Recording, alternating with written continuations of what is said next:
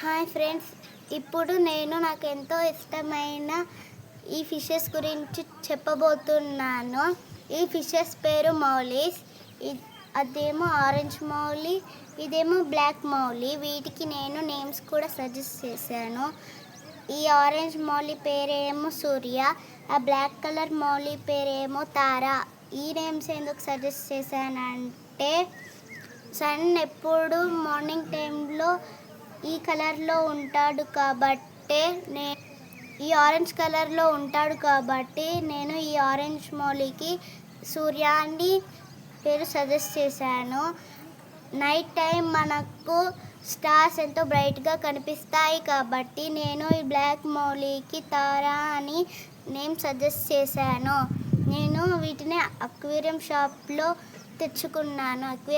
నుండి తెచ్చుకున్నాక డైరెక్ట్గా మనం మన వాటర్లో వీటిని రిలీజ్ చేయకూడదు. అలా రిలీజ్ చేస్తే మనకు ఈ ఫిషెస్ మన వాటర్కి అలవాటు పడకుండా కొన్ని రోజులకే చనిపోయే ఛాన్స్ ఉంది. తెచ్చుకున్నాక 20-30 మినిట్స్ అక్లిమేట్కి పెట్టాలి. అప్పుడు అట్లా పెడితేనే ఈ ఫిషెస్ మన వాటర్కి అలవాటు పడతాయి. నేను వీటికి సజెస్ట్ చేసిన వాటర్ అక్వా ప్యూరిఫైయర్ వాటర్. వీటికి మనం బోర్ వాటర్ లేదా అక్వా వాటర్ కూడా వాడుకోవచ్చు.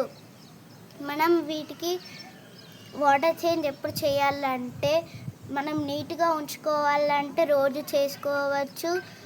మనకు పర్లేదు ఇలా ఉంచుకోవాలంటే మనం వీక్లీ 2 చేసుకోవచ్చు. నేను ఎందుకు ఈ ప్లాస్టిక్ బౌలే సజెస్ట్ చేశానంటే మనం ఒకవేళ గ్లాస్ బౌల్ తెచ్చుకున్నామనుకో, అప్పుడు వాటర్ చేంజ్ చేసేటప్పుడు బై మిస్టేకన్గా అది మన చేయి జారి కింద పడితే అది పగిలిపోతుంది.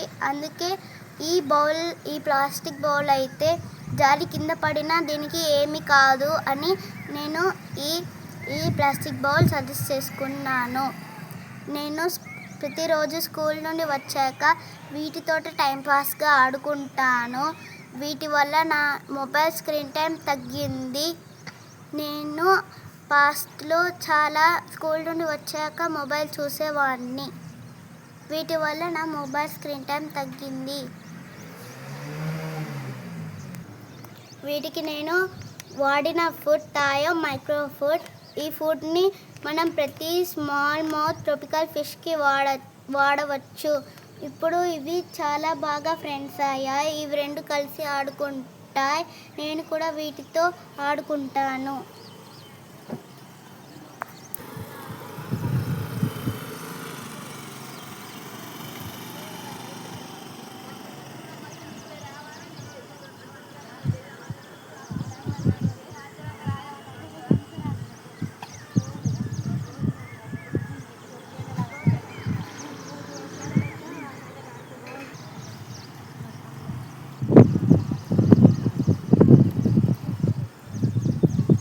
చాలా యాక్టివ్గా ఉంటాయి. మనం వీటిలో యాక్టివ్గా ఉన్నప్పుడే ఫుడ్ వేయాలి. యాక్టివ్గా లేకపోయినప్పుడు వేసామంటే ఆ ఫుడ్ వల్ల వీటి వాటర్లో బెనిఫిషియల్ బ్యాక్టీరియా తయారవుతుంది. దానివల్ల మన ఫిష్ చనిపోయే ఛాన్స్ ఎక్కువ ఉంది.